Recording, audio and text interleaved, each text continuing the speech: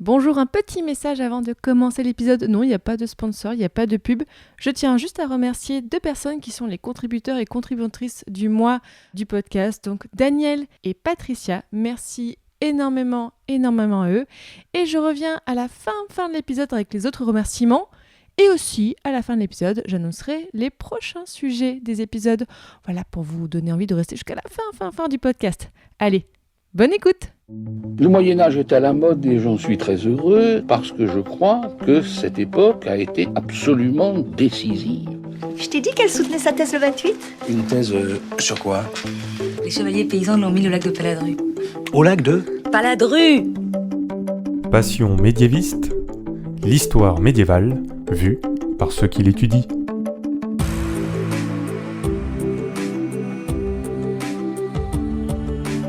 Qu'est-ce que vous savez du Moyen-Âge ? Mais d'abord, qu'est-ce que le Moyen-Âge ? Vous pensez peut-être au château fort, à la peste noire et à Jeanne d'Arc, mais ce n'est pas que ça. En général, on dit que c'est une période de 1000 ans, c'est-à-dire de l'année 500 à l'année 1500. Mais vous l'entendez dans ce podcast, il y a autant de définitions du Moyen-Âge que de médiévistes.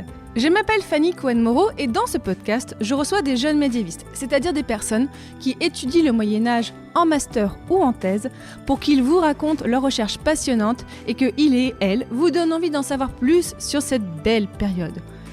Épisode 107. Angélique et boire de l'eau au Moyen-Âge, c'est parti. Excuse-moi, mais il y a des gens que ça intéresse ? Aujourd'hui, je n'enregistre pas dans le lieu habituel de Passion médiéviste et non parce que nous sommes à la médiathèque Amélie Galup de Saint-Antonin-Nobleval avec un public de folie.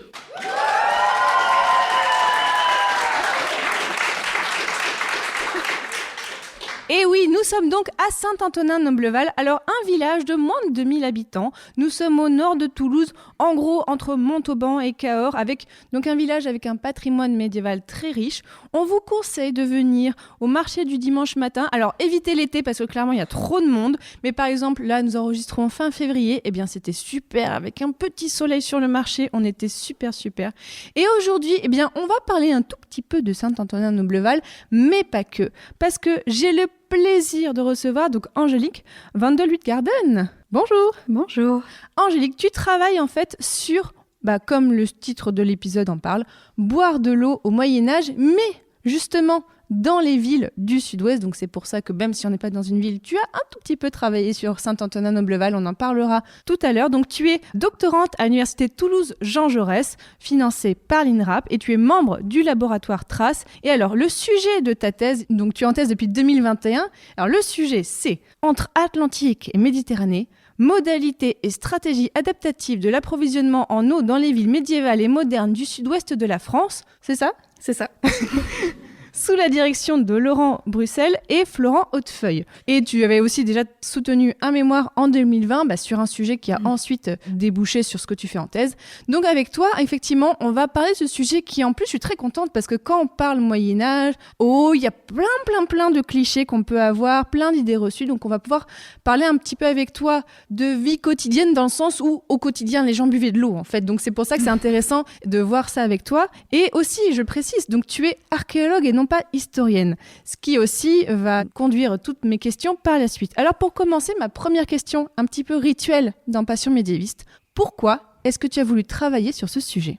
Alors sur le Moyen-Âge, c'est les enseignants que j'ai rencontrés. Vraiment, à la base, je voulais être préhistorienne. Ça n'a pas du tout marché.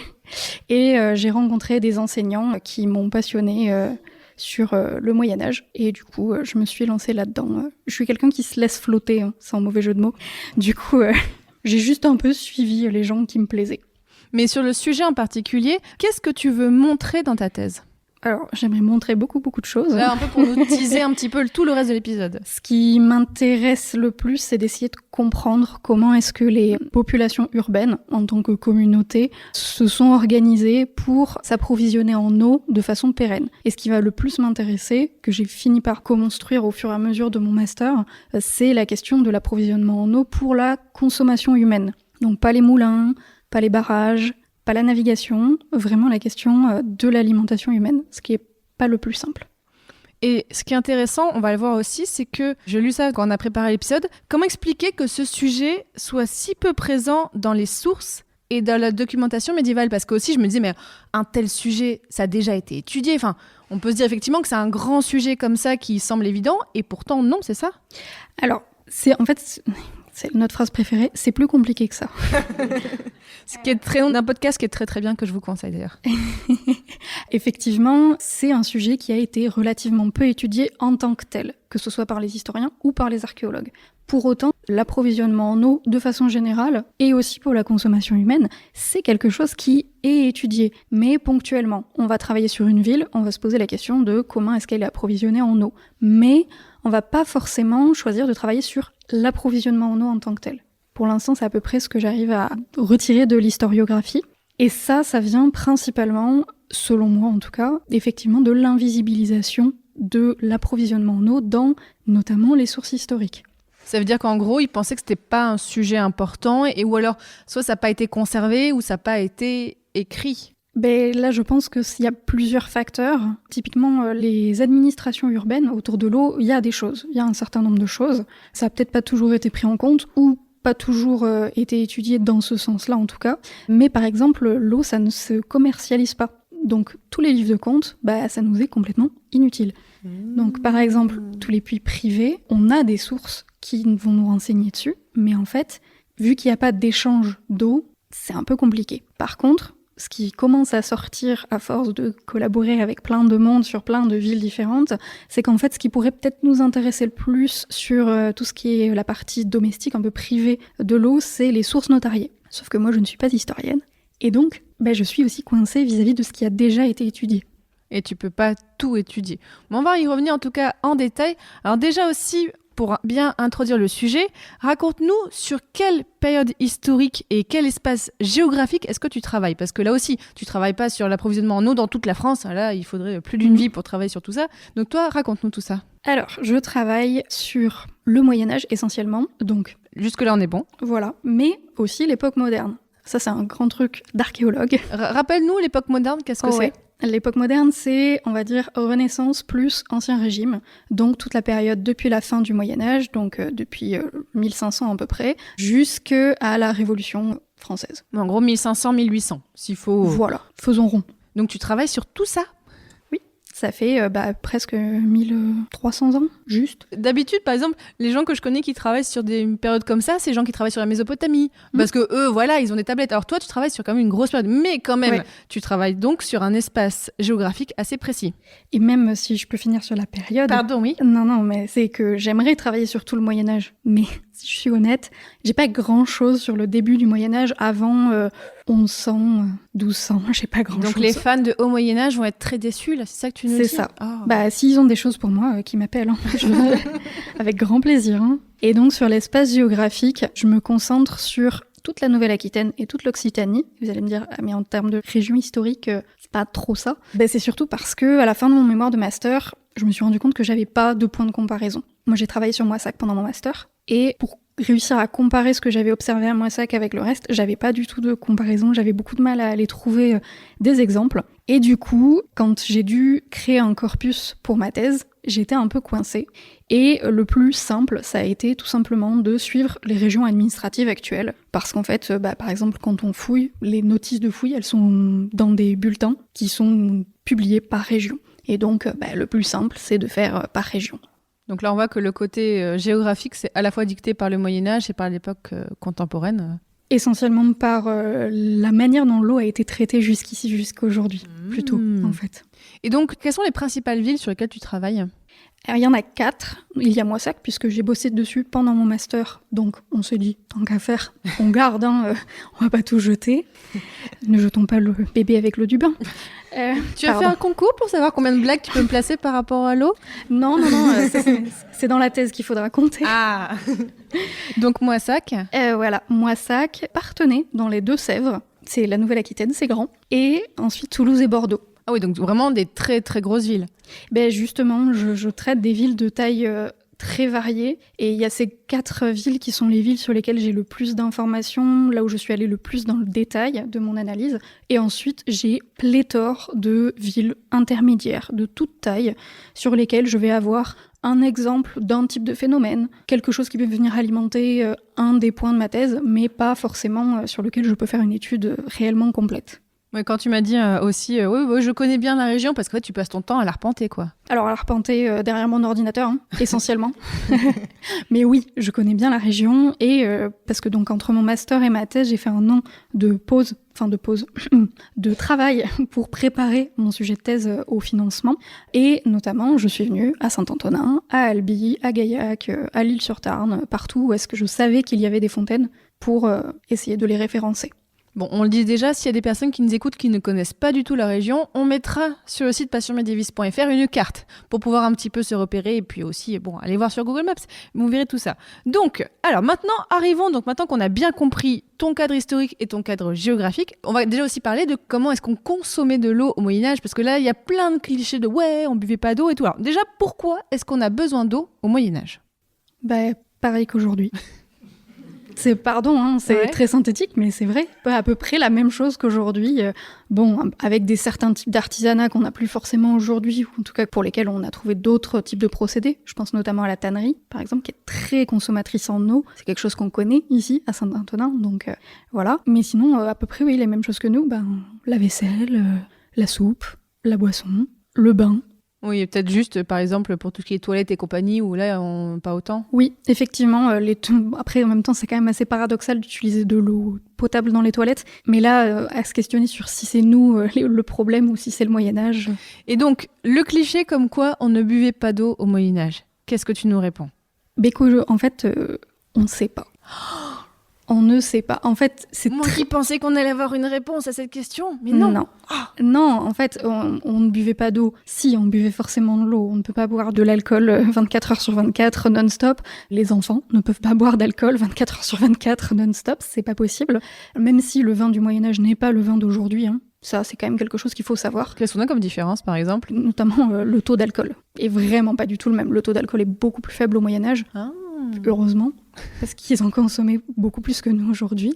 A priori, en tout cas, au vu des livres de comptes, au vu des quantités de vin qui transitent, il y a quand même probablement beaucoup plus une consommation plus importante. Même si, pour le coup, je suis pas du tout spécialiste de ça. Mais en tout cas, pour l'eau, en fait, c'est très difficile à quantifier vu qu'elle n'est pas commercialisée. Du coup, c'est très difficile de savoir si le puits dans le jardin, à quoi est-ce qu'il sert ? Est-ce qu'il sert à l'atelier de poterie qu'il y a aussi au fond du jardin ? Est-ce qu'il sert à la toilette ? Est-ce qu'il sert à l'approvisionnement en eau ? Tout, aucun, réserve d'incendie.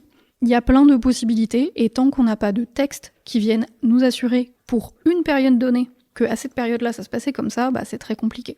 Et on ne peut pas extrapoler à partir d'un exemple à une période donnée pour toute la période à cet endroit-là et encore moins pour toute une région. Mais alors, est-ce qu'on avait conscience que l'eau, si elle n'était pas bonne, pouvait apporter des maladies ? Oui. Ah, ok. Ah oui.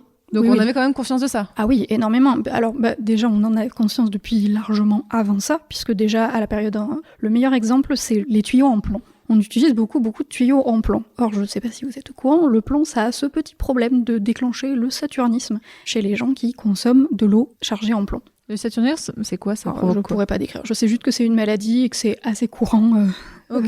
Et qu'au Moyen-Âge, on sait qu'il y a des monastères, là où vraiment ça a décimé une partie du monastère à cause du saturnisme. Donc voilà, ça, faudrait se renseigner plus sur ce que c'est exactement. Mais tu ne peux pas tout savoir, donc oui, tu n'es pas aussi spécialiste des maladies comme ça. Mais donc on a conscience qu'une eau pas propre peut provoquer des maladies. Mais par exemple, Vitruve, dans son De Architecturae... Vitruve, tu peux nous resituer ou pas du tout ? À part dire que c'est antique, non. Ah, ok, donc on est sur un auteur antique. Ouais, auteur antique. Et il explique que les tuyaux en plomb, ça donne le saturnisme. On le sait, mais par contre, c'est encore ce qu'il y a de mieux pour amener l'eau. Donc voilà. C'est en mode démerdez-vous. Donc, c'est vraiment littéralement ça. On le sait très bien. Et d'ailleurs, depuis l'Antiquité, alors je dirais pas tout au long du Moyen-Âge parce qu'on n'a pas les sources, mais au moins à la fin du Moyen-Âge, puis à l'époque moderne, on a tout un tas de classifications des eaux. Et notamment, on sait que l'eau la meilleure, c'est l'eau de pluie. Donc techniquement, je devrais trouver des citernes absolument partout, puisque c'est les citernes qui collectent l'eau de pluie. Et en fait, non. Donc la meilleure eau, c'est l'eau de pluie, mais pour autant, on la collecte pas systématiquement. La pire eau, c'est l'eau de puits, à ne pas confondre. Et du coup, les puits, on en trouve partout. Donc bon, c'est assez compliqué de savoir entre la théorie et la pratique qu'est-ce qui s'est passé. Parce que bon, là peut-être que j'extrapole et tu connais bien sûr le sujet 15 000 fois mieux que moi, mais est-ce qu'il n'y a pas la question sur les puits, on pouvait payer un impôt alors que la pluie non, et donc en fait peut-être les seigneurs disaient ah non vous allez avoir un puits et pas une citerne parce que comme ça vous allez me payer un impôt. Alors attention, parce que le puits, on paye l'impôt sur la structure du puits. Ouais. La pluie, c'est pas une structure. Oui, c'est la citerne, la structure. Oui, mais justement, en fait, on peut peut-être payer des impôts sur la structure citerne. J'en sais rien. D'accord. Et les documents fiscaux ne nous donnent pas forcément beaucoup d'informations. Ça, c'est un gros problème. Dans la fiscalité médiévale, des fois les puits, ça compte, des fois ça compte pas. Et c'est pas partout, ou même dans une même ville, ça peut changer d'un siècle sur l'autre, sans qu'il se soit expliqué pourquoi. Et donc d'un endroit à un autre, ça n'a rien à voir. C'est une de mes choses préférées quand on parle de Moyen-Âge, c'est à quel point en fait la thune conditionne tellement de choses, notamment pour avoir des sources après. Donc c'est très important, est-ce qu'on peut... Et les impôts, c'est super important pour avoir des sources après. Bon voilà, c'est autre chose. Mais est-ce qu'au Moyen-Âge, on avait un système de filtration de l'eau ? Est-ce que ça existait ? Peut-être, mais on ne sait pas. Non, très très honnêtement, j'en ai aucune idée. Si c'est le cas, ça devait probablement être en vannerie. Enfin, ça n'a rien à voir avec ce que nous, on appellerait des filtres aujourd'hui. Ce serait plutôt un gros tamis. Donc probablement en vannerie et donc pas conservé pour les archéologues. J'en aurais pas de traces. J'en ai pas de connaissances dans l'iconographie. J'en ai pas encore moins de connaissances dans les sources textuelles. Si ça existait, je pense que ça me paraît de l'ordre du domestique et donc de l'ordre de quelque chose qui n'est pas commercialisé. Et on retombe dans on n'a pas de source. Alors justement, tu parlais d'archéologie, arrivons à ton sujet encore plus en détail, l'archéologie. Alors déjà, avant le Moyen-Âge, on a un peu l'image des aqueducs romains qui transportaient l'eau. Donc au début de la période que tu étudies, est-ce qu'on a des infrastructures qui sont déjà en place, qui peut-être nous viendraient de l'Antiquité ? Oui, probablement. En fait, c'est assez difficile à dire. Il y a des endroits là où on le sait. Par exemple, il me semble que c'est Grenade, là où l'aqueduc a continué à être utilisé jusqu'à très très tardivement. A priori, je pense qu'il y a une règle qui fonctionne à peu près partout, qui est tant que ça fonctionne, on l'utilise. Ce qui est à peu près normal, on va dire. Oui, c'est logique. C'est assez classique. Ça reste assez difficile à savoir parce que, de toute façon, on a assez peu de connaissances souvent sur la période entre la fin de l'Antiquité et le début du Moyen-Âge. Souvent, c'est une période qui est quand même assez difficile à appréhender. C'est compliqué, vu qu'en plus, les structures d'approvisionnement en eau sont pas toujours fouillées, pas partout, pas de façon complète. Enfin, c'est pas toujours très simple. Donc, moi, j'ai pas beaucoup de réponses à apporter là-dessus. Probablement. Mais voilà, d'autant plus qu'on pense aux aqueducs, qui sont les grandes structures qu'on visualise, mais il faut imaginer qu'il y avait aussi des puits, des citernes à l'époque antique, qui ont probablement eu une vie beaucoup plus longue, mais qu'on connaît beaucoup moins, parce qu'elles sont moins étudiées, y compris pour la période antique. Et donc sur la période que tu étudies, avant même de savoir comment on consomme l'eau en ville, déjà, l'eau, d'où elle vient ? Ça paraît évident dit comme ça, mais tu as donné un peu des indices, on a l'eau de pluie, on a l'eau des puits, mais d'où elle vient cette eau qu'on consomme ? Alors, l'eau qu'on consomme, je pourrais pas dire. Honnêtement, au stade où on en est aujourd'hui, je peux pas assurer d'où vient l'eau qu'on consomme au Moyen-Âge. L'eau qui approvisionne les structures que moi j'étudie, donc les puits, les fontaines, les citernes, elle vient essentiellement à 99% du sous-sol. Sauf l'eau de pluie, évidemment, mais j'ai très peu de citernes, comme j'ai dit malheureusement dans mon corpus. Je travaille essentiellement sur des puits et des fontaines, en fait. Donc, exclusivement, quasiment, de l'eau souterraine. Donc pas les fleuves, tout ça ? Non. Alors, il y a de l'eau souterraine qui peut être en lien avec des rivières. Souvent, en fait, ça va vraiment être très local comme questionnement. À Moissac, par exemple, ce qu'on appelle la nappe alluviale, la nappe qui accompagne le Tarn, à cet endroit-là, elle n'est pas potable. Pas au Moyen-Âge. À Toulouse, la nappe qui accompagne la Garonne, là oui. Parce que les sédiments sont fichus autrement, parce que le sous-sol est organisé de telle ou telle manière qu'il y a des endroits où ça va filtrer, des endroits où ça ne va pas filtrer. Donc voilà, ça c'est des choses qu'il faut venir étudier localement pour avoir ces informations. Et donc quels sont les moyens d'avoir de l'eau en ville ? Comment est-ce que l'eau arrive jusqu'aux personnes en ville ? Alors c'est rigolo, moi je l'exprimais pas du tout de comment est-ce que l'eau arrive jusqu'aux personnes. Ça c'est quelque chose qui nous vient beaucoup de l'Antiquité, parce que l'eau vient d'un point A extérieur à la ville, par l'aqueduc jusqu'à la ville. Or, au Moyen-Âge, on va utiliser beaucoup plus des structures que j'appelle ponctuelles, notamment des puits, qui ne demandent pas en fait que l'eau arrive. L'eau, elle est sous nos pieds et on va la chercher. Donc, essentiellement via des puits et des fontaines. Donc, les fontaines, elles peuvent avoir un système de captage qui est un peu plus développé, mais souvent c'est moins d'une centaine de mètres. En tout cas, pour celles que moi j'ai pu observer, c'est des choses qui sont relativement peu développées. Et dans tes recherches, est-ce que tu as pu voir, à ton avis, quel est le puits ou la fontaine la plus ancienne que tu as pu observer ? Les plus anciennes que j'ai pu référencer, elles me viennent souvent de sources textuelles. Donc elles existent peut-être encore, hein, mais j'ai pas eu l'occasion moi d'aller les voir. Le problème de ces structures, c'est qu'elles sont extrêmement difficiles à dater. Et que le système, tant que ça fonctionne, on garde, et bien ça a duré pendant très très très très longtemps. Que ça continue encore aujourd'hui, et du coup c'est vrai que c'est des fontaines qui ont pu connaître beaucoup de réfections tout au long du Moyen-Âge, tout au long de la période moderne, voire de la période contemporaine, donc au 19e siècle, puis au début du 20e siècle. Donc il y a des fontaines, s'il faut aujourd'hui, elles ont une apparence, elles ont été faites avec des matériaux très très récents, mais ça fait potentiellement, je dis bien potentiellement, très longtemps qu'elles existent. Donc, en fait, je vais dater mes structures avec les sources textuelles. À telle, on va mentionner la fontaine du Bouteillou, telle période. Et donc, je sais qu'à partir de telle période, elle existe. C'est à peu près tout ce que je peux dire. Cet enjeu de datation pour les structures hydrauliques, il est assez particulier. Et c'est quelque chose que j'aimerais bien développer. Et alors du coup, est-ce qu'on a aussi des différences entre les façons de faire les puits au Moyen-Âge, peut-être des différences de taille selon les villes aussi ? Alors, je ne sais pas si ça va être tant selon les villes, en tout cas pour l'instant, j'en suis pas encore là dans mon étude statistique de mon corpus. Rappelle-moi dans 6 mois et je peux te dire.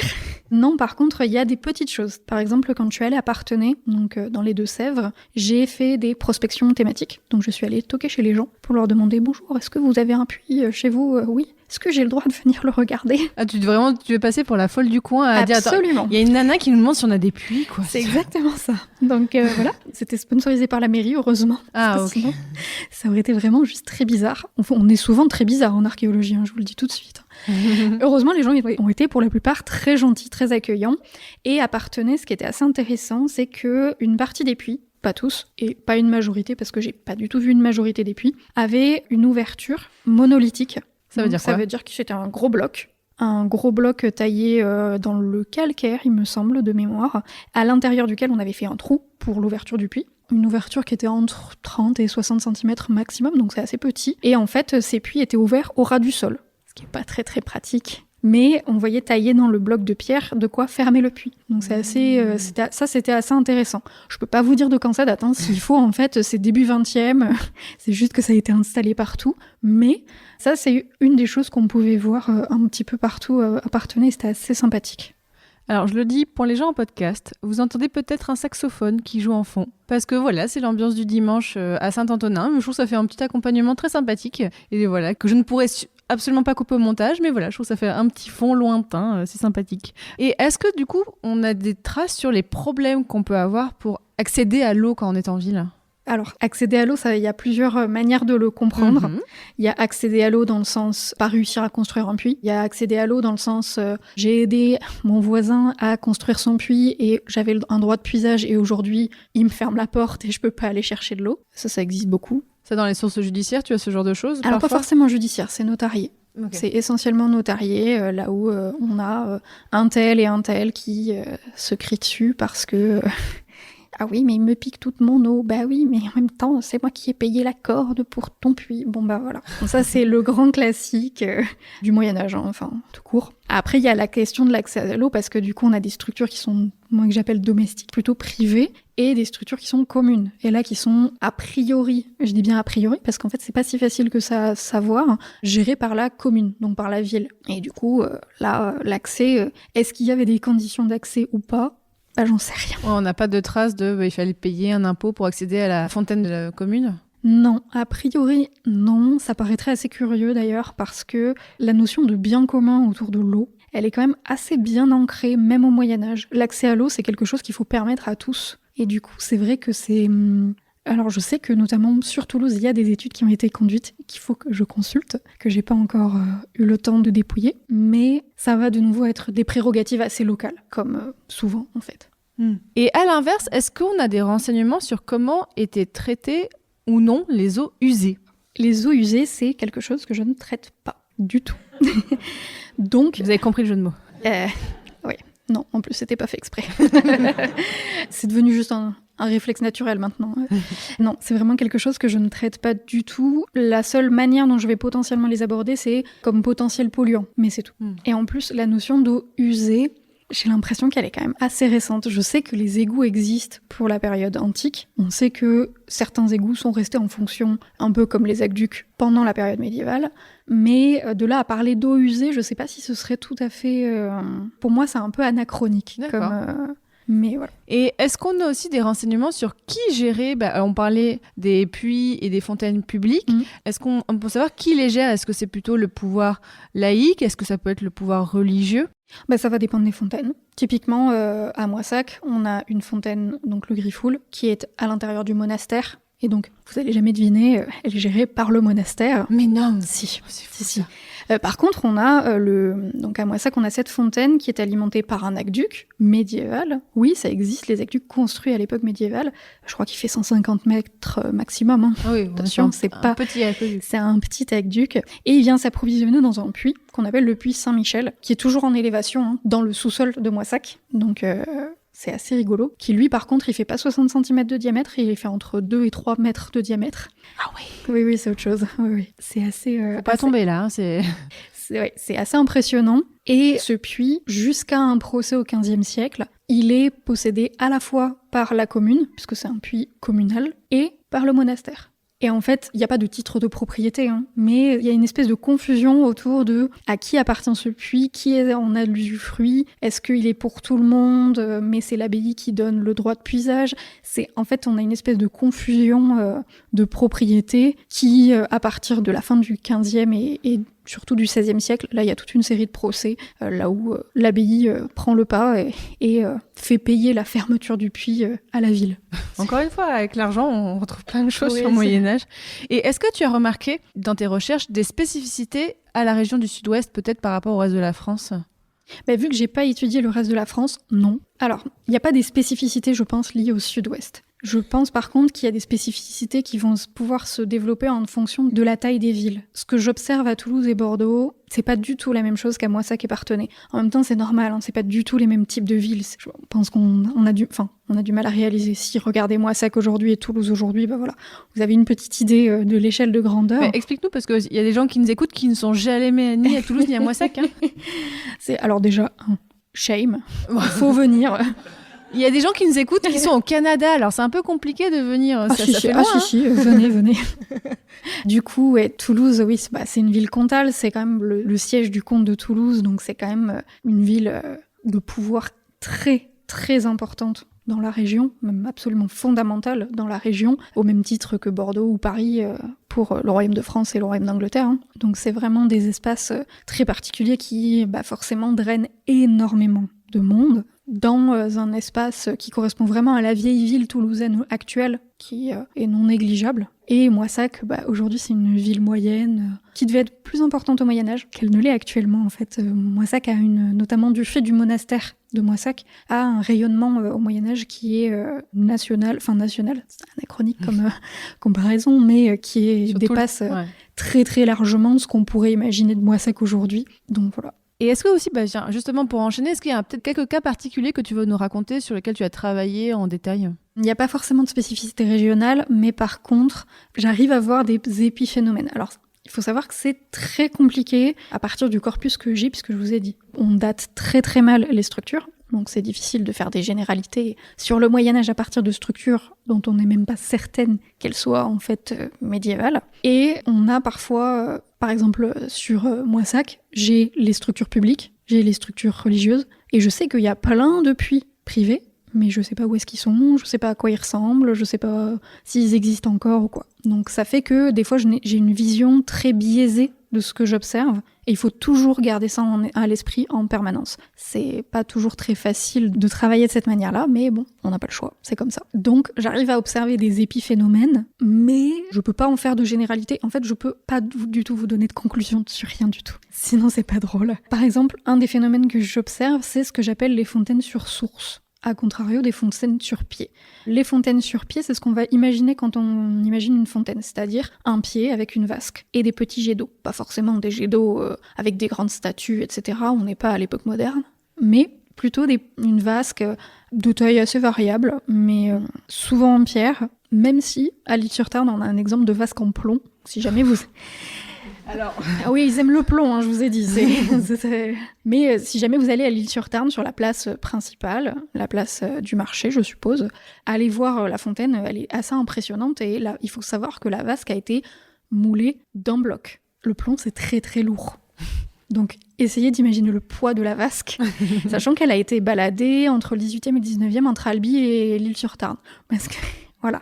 Donc, il y a cette fontaine-là. C'est ce que j'appelle une fontaine sur pied. Les fontaines sur pied, elles demandent d'être mises sous pression pour avoir des petits jets d'eau, sinon ça fonctionne pas. Par contre, les fontaines sur source ne fonctionnent pas du tout de la même manière.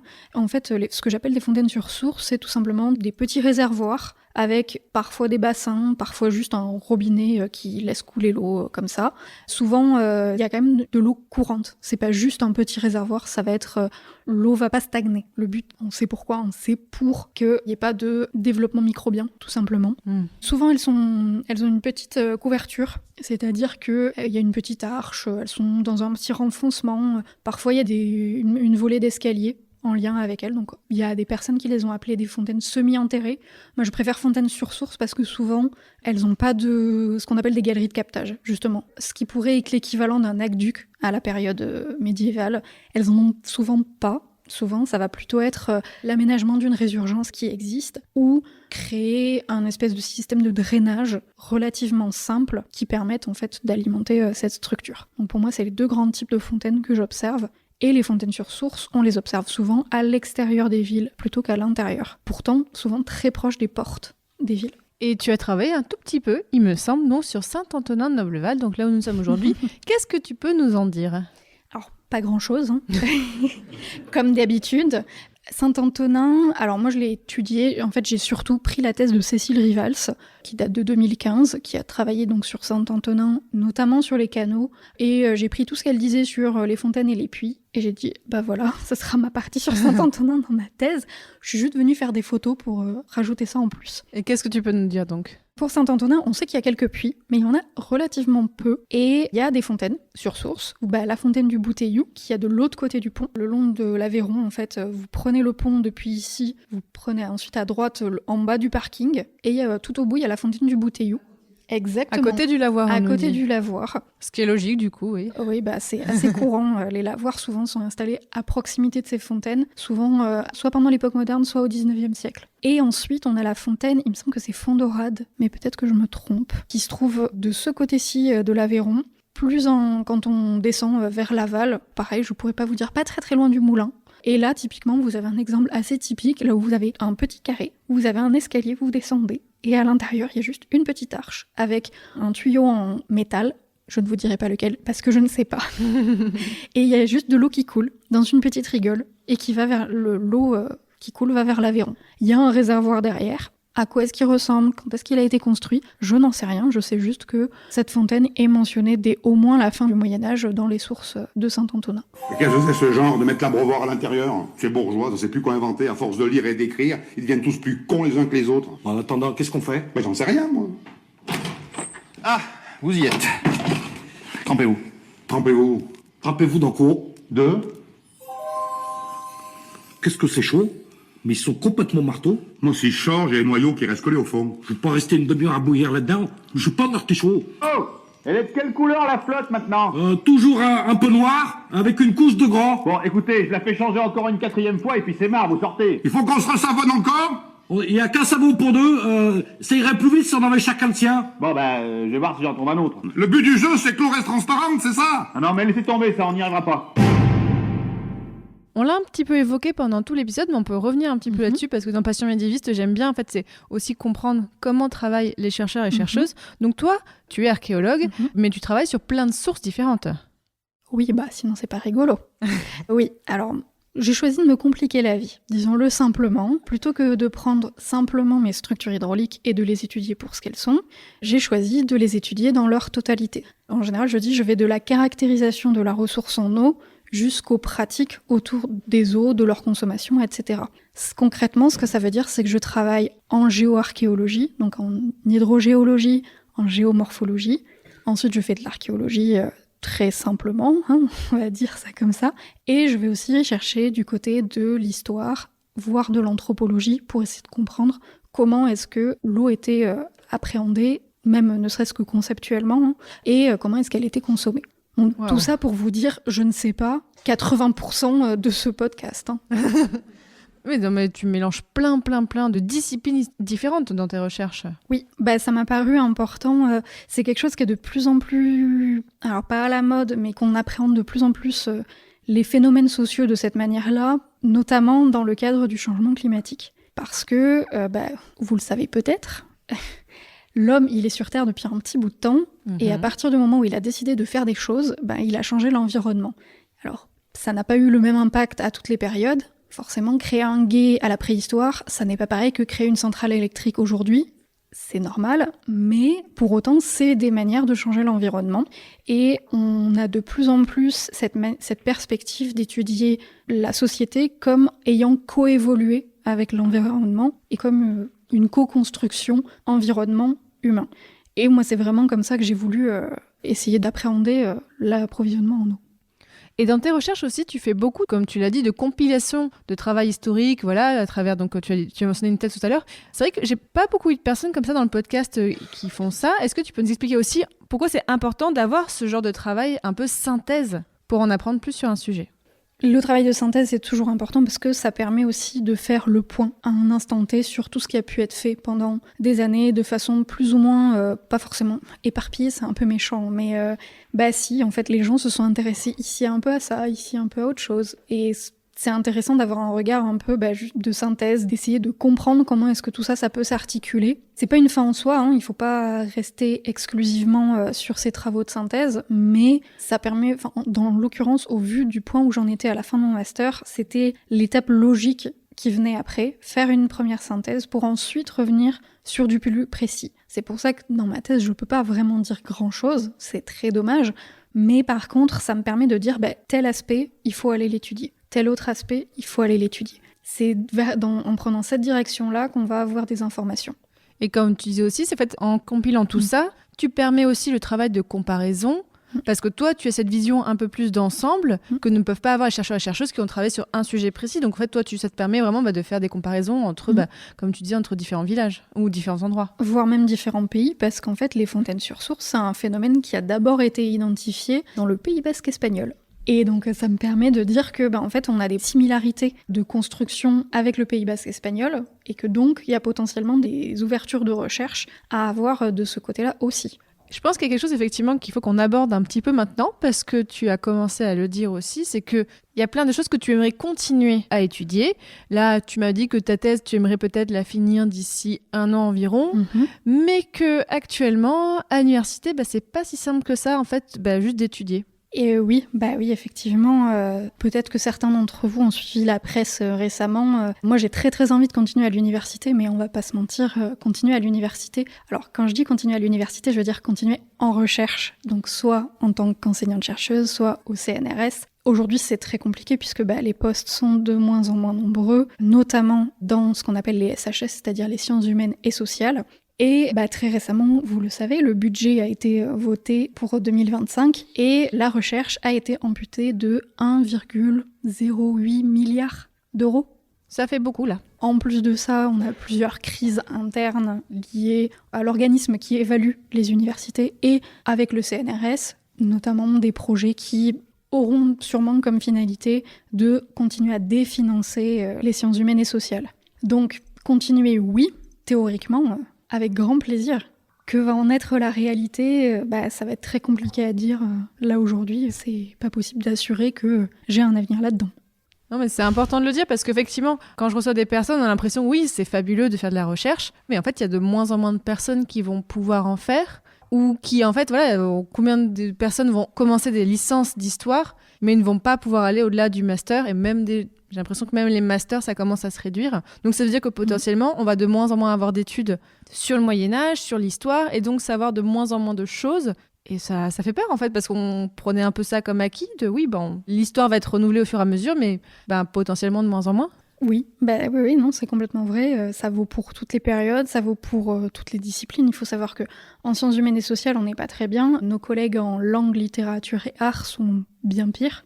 On voit très bien, forcément, que l'argent, il va dans un sens et pas dans l'autre. C'est malheureusement assez courant. Bon, on a bien plombé l'ambiance. Mais je pense que c'est important de le dire parce qu'en fait, voilà, les chercheurs et chercheuses ne sont pas hors sol et dans un environnement où tout va bien et ils peuvent faire leurs recherches. Non, parce que vous êtes confrontés à toute cette réalité. Toi, en plus de toutes ces difficultés, on va dire systémiques, toi, quelle recherche? Et à part le fait que donc tu galères parce qu'il y a beaucoup de sujets, en fait, tu galères sur beaucoup de choses, j'ai l'impression. J'aime bien. On a je pense qu'on a des petits problèmes sadomasochistes en recherche de toute façon.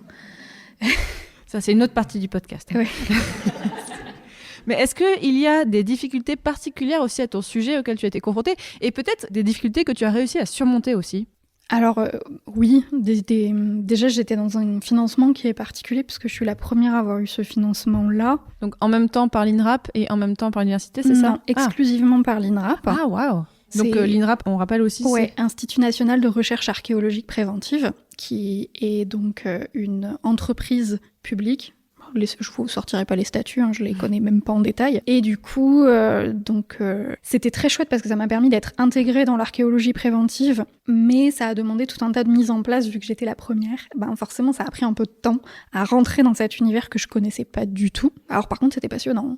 Ça, je leur enlèverai pas ça, c'était absolument passionnant, mais ça a mis un peu de temps. Et je pense que le plus difficile dans cette thèse, c'est l'articulation permanente d'une quantité de données assez faramineuses qui viennent d'horizons extrêmement différents. Mes structures, elles peuvent venir de rapports d'archéologie préventive, de plans du XVIIIe siècle, de sources qui ont été dépouillées par des collègues, de « Ah, mais moi j'ai lu telle source et j'ai vu qu'il y avait un puits à tel endroit. » Bon, cool, merci.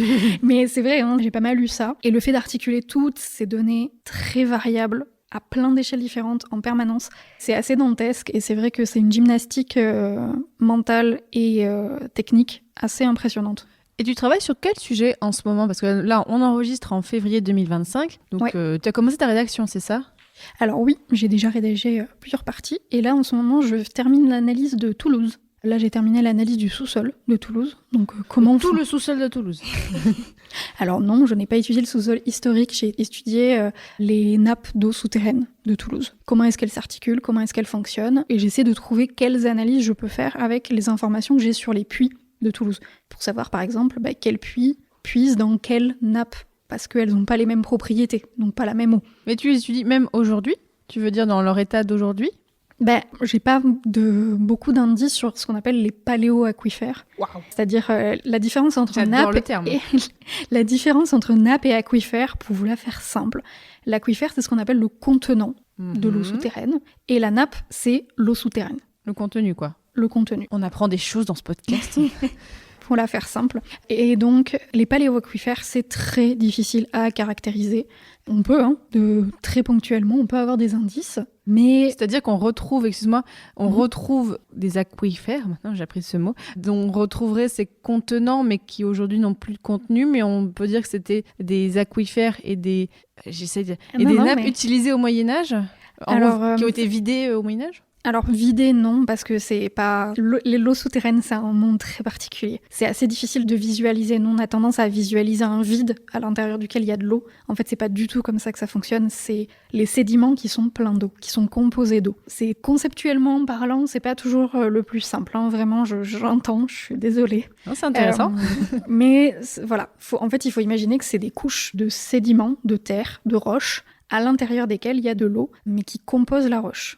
Typiquement, le meilleur exemple, c'est l'argile. L'argile, ça gonfle et ça se rétracte en fonction de s'il y a de l'eau ou pas. Ça, c'est quelque chose qu'en général, on connaît assez bien. Et typiquement, comment est-ce qu'on identifie ce qu'on pourrait caractériser un niveau aquifère ancien?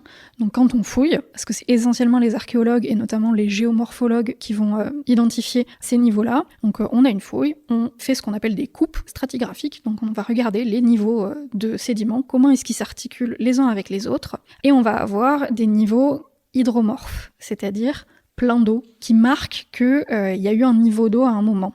Alors les niveaux hydromorphes, c'est pas forcément des niveaux aquifères. Ça peut être un niveau de crue, par exemple. Voilà, typiquement, il y en a beaucoup. Et on peut faire la différence entre des niveaux aquifères et des niveaux de crue. Et donc ça, moi je me base sur l'interprétation qu'ont fait mes collègues géomorphologues pour essayer de comprendre où est-ce qu'il y a des niveaux qui ont pu être aquifères ou pas.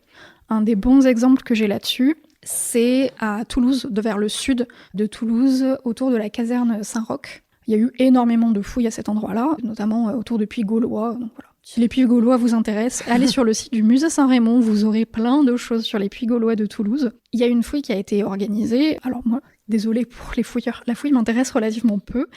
Moi, ce qui m'a beaucoup intéressée, c'est donc mon directeur de thèse à l'époque, qui était géomorphologue à l'INRAP, a identifié un niveau hydromorphe, et lui, il a fait tout un tas d'études sur la région, et en fait, plus on étudie une région, plus on la connaît, plus on va pouvoir être capable de dire quels phénomènes ont créé tel ou tel type de niveau. Et donc lui, il a identifié que ce niveau-là, en fait, c'était le niveau normal, entre guillemets, de la nappe, avant que le périph' de Toulouse soit construit. Parce que la construction du périphérique a fait baisser le niveau d'eau drastiquement. Alors je pourrais pas vous expliquer comment, mais voilà, lui c'est comme ça qu'il a réussi à interpréter cette partie-là. Donc oui, la manière dont on construit aujourd'hui encore a beaucoup d'impact. Déjà sur l'environnement, mais ça on le savait, et aussi sur ce qu'on peut dire du passé. Pour finir tranquillement, une de mes dernières questions. Alors toi, tu l'as dit effectivement dans ta thèse, tu lances plein de sujets qui pourraient être étudiés. Alors s'il y a des gens qui nous écoutent, qui voudraient peut-être faire un master ou une thèse d'histoire médiévale en lien avec ton sujet, est-ce que tu as quand même peut-être comme ça 1 ou 2 conseils de sujets ? Meilleur conseil, ne faites pas de thèse. Non mais un master peut-être. Master, allez-y, mais thèse, non. Ah oui, j'ai des sujets de master pour plein de monde, si jamais ça vous ennuyez. Il y a des gens qui font des masters d'histoire médiévale à la retraite. Oui, c'est essentiellement à eux que je m'adresse. J'embrasse Michel, que j'avais reçu dans un épisode, qui avait travaillé sur les hospitaliers il y a fort longtemps, mais je pense très fort à lui. Donc, qu'est-ce que tu pourrais conseiller ? Si jamais c'est surtout aux historiens, vu que moi je ne suis pas historienne, j'ai un peu envie d'exploiter des étudiants en histoire sur tu ne seras pas la première. Toutes les sources notariées. Par contre, je veux pas des historiens qui viennent, qui remplissent une base de données. Moi, je veux des gens qui sont là pour de l'édition de textes. Ça se perd énormément aujourd'hui et c'est vraiment très, très dommage parce que, déjà, c'est quand même tout un art de savoir éditer un texte, franchement. Donc, éditer, ça veut dire qu'en gros, on a le texte, on a le manuscrit, et éditer, c'est-à-dire le mettre au propre, en quelque sorte. Voilà, c'est ça. Qu'on puisse faire CTRL F dedans. Donc, chercher dans le texte. Il y a les historiens dans la salle qui ont rigolé parce que eux ils comprennent ce que ça veut dire. En gros, c'est pour qu'ensuite on puisse plus facilement utiliser leurs recherches, parce que tu as placé une petite pique comme ça pour les bases de données. En gros, c'est les gens qui font des tableaux avec toutes les ressources, mais en fait qui sont, pour quelqu'un qui ne connaît pas le sujet, peut-être difficilement interprétables. Alors non, les bases de données fondamentalement sont très bien et mieux une base de données bien faite que rien du tout. Mais non, ça va surtout être, par exemple, à Moissac, j'ai eu la chance d'avoir quelqu'un qui a traduit, pas transcrit, c'est-à-dire pas juste recopié en latin/occitan le texte. Oui, c'est le 15e siècle, que voulez-vous. Mais qui m'a traduit le texte que j'ai pu exploiter. Et sans ça, je pense que j'aurais peut-être pas de sujet de thèse aujourd'hui. Donc je remercie Patrice Foissac, merci 1000 fois d'avoir passé ton confinement à faire ça. Non, moi c'est surtout plein de collègues, et je les comprends. Je comprends, on a un sujet, on va pas s'amuser à transcrire la totalité de ce qu'on lit quand on a besoin d'une ligne. Je l'entends. Le problème, c'est que du coup, ça fait qu'on est obligé de retourner voir les documents à chaque fois qu'on veut étudier une autre ligne du même document. Donc, j'ai tendance à dire, vive l'édition de texte. Non, et on voit que c'est paradoxal parce qu'il y a tellement de travail à faire en recherche et il y a tellement peu d'argent qui est débloqué pour le faire. Vous comprenez le problème là qu'on commence à avoir ? Bon, alors pour finir, on essaie de faire quand même une note positive, on va y arriver. Est-ce que, alors on est à Saint-Antonin-Nobleval, est-ce que tu aurais peut-être des conseils touristiques de villes ou de villages du sud-ouest à visiter qui ne sont, selon toi, pas assez connus et qui mériteraient le détour ? Alors, pas assez connu, c'est difficile dans les régions parce qu'en général, niveau tourisme, ça va. On se porte plutôt bien, voire trop. Ah ouais, carrément ? Oh non, mais de nouveau, on venait en basse saison, c'est très sympathique. Les gens sont beaucoup plus souriants vis-à-vis des touristes en général. Alors, est-ce que tu as peut-être une pépite comme ça à nous conseiller ? Ah bah non, justement. On les garde. Pardon, on les garde. Non, mais là, ça va être vraiment que pour les gens qui ont écouté le podcast jusqu'au bout. Donc voilà. Mais à venir en février, voilà. Ah, en février, ouais. Alors, on nous donne des noms dans la salle. Villefranche de Rouergue, non, c'est sympa. Non, c'est vrai, c'est très très sympathique. Villefranche de Rouergue. De toute façon, moi, je suis complètement partiale. J'adore cette région. J'ai grandi ici. J'aime absolument toutes les villes, même Vaour, qui est pourtant un petit bled traversé par une petite route. C'est un des meilleurs villages de France, voilà, accessoirement. Mais bon, en février, effectivement, il n'y a pas grand-chose à faire à part pour les locaux quand on connaît, quoi. Non, niveau tourisme, si, toute la région est chouette. Mais il n'y a pas que les villages à voir. Il y a quoi ? Il y a toute la nature autour aussi. Ah. Et les rivières aussi. Et les rivières. Notamment l'Aveyron. Ah oui, qui n'est pas qu'un département, j'ai appris ça tout à l'heure. On me disait, oui, l'Aveyron est traître en juin. J'ai dit, mais tout le département de l'Aveyron est traître en juin. Qu'est-ce qui se passe ? Bref, voilà. Moi, c'est la première fois que je viens. Je pense qu'on peut finir là-dessus. Merci beaucoup, Angélique, pour tout ce que tu nous as raconté. C'était vraiment passionnant et bonne continuation. Je te le souhaite de tout mon cœur pour la suite de tes recherches. J'en profite aussi pour remercier donc les équipes de la médiathèque de Saint-Antonin-Noble-Val. Donc merci Marthe, Isabelle et Anne-Laure, et merci à la mairie qui a permis donc d'organiser cet enregistrement aujourd'hui. Que vous soyez dans la salle ou en podcast, si vous voulez en savoir plus, vous irez sur mon site passionmédiéviste.fr. Il y a un article qui accompagne l'épisode avec donc, on mettra une carte, on l'a dit, des conseils de lecture pour aller plus loin et tout ça.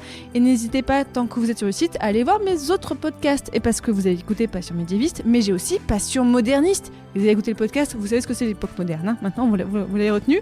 Et j'ai aussi Passion antiquité. Donc pareil, on parle d'antiquité, là vraiment vous avez plein de sujets. J'ai une passion pour la Mésopotamie, j'adore ça, donc j'en fais plein. Si le Rouergue vous intéresse, j'avais fait un épisode, mais il y a fort longtemps, c'était l'épisode 17, sachant qu'on est à l'épisode 107, avec Lionel Germain. On avait parlé de l'écrit urbain au Moyen-Âge, et donc on avait travaillé aussi précisément sur le Rouergue. Alors il me semble qu'il a commencé à publier des parties de sa thèse et tout ça, et voilà, c'est quelqu'un qui fait plein de choses aujourd'hui, donc allez écouter cet épisode et allez voir ce que fait Lionel Germain aussi. Et donc merci énormément aux personnes dans la salle, et je vous dis à bientôt pour un prochain épisode de Passion médiéviste. Salut!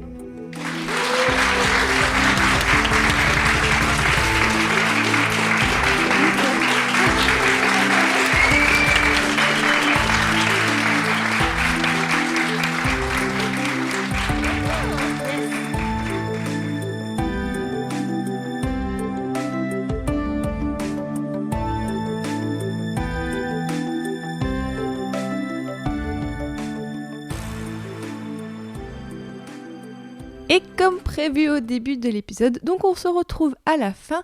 J'ai d'autres remerciements à faire parce que j'en parle parfois, je vous le redis.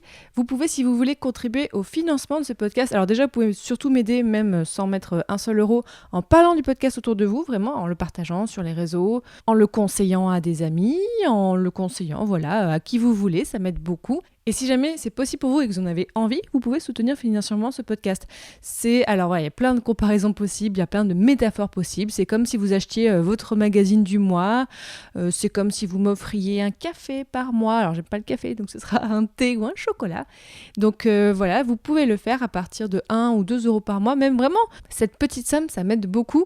Comme je le dis aussi, et vous le savez, il n'y a jamais de publicité dans ce podcast. J'en ai eu 4 en 8 ans et pour des musées, des institutions culturelles. Donc vous écoutez peut-être pas mal de podcasts avec des pubs. Moi j'ai choisi de me financer grâce aux auditeurs, auditrices et avec les partenariats que je fais parfois. Mais bon, les partenariats, il y en a de temps en temps. Il y a des mois où il n'y en a pas, il y en a où il y en a.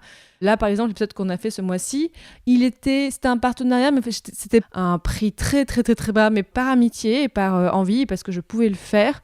Mais je fais pas ça à chaque fois, parce que sinon, c'est comme un pâtissier. Il peut faire un gâteau bénévolement, mais s'il fait que des gâteaux bénévolement, au bout d'un moment, il peut pas payer son loyer. Donc là, c'est un petit peu pareil.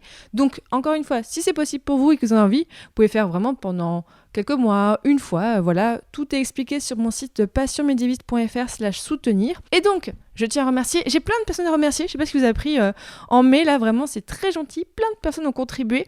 Donc, je tiens à remercier, en plus de Patricia et Daniel, je veux remercier Aurélie, Théophile, Agnès, Christine, mais aussi Asbala, Louisiane, Paul, Anne et Étienne. Merci énormément. Et comme vous êtes restés jusqu'à la fin, juste pour vous, je vous l'ai promis, attendez, je regarde dans mon carnet, les prochains épisodes de Passion médiéviste. Alors, vous allez avoir Normalement, là, dans le mois de juin, 2 épisodes, un super joute spécial et un hors-série, mais normalement, c'est ça. Début juillet, vous aurez un épisode sur les Normands en Sicile au XIe siècle. Parce que souvent, quand on parle des Normands en Sicile, leur âge d'or, c'est le XIIe siècle. Mais du coup, dans l'épisode, on parle de comment ils se sont installés au XIe.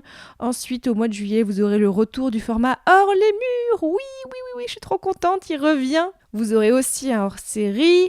En août, on va parler... Oh, en août, ce sujet, il est incroyable. Alors, peut-être pas trop lié à la période estivale, mais de toute façon, je ne sors pas d'épisodes liés au contexte.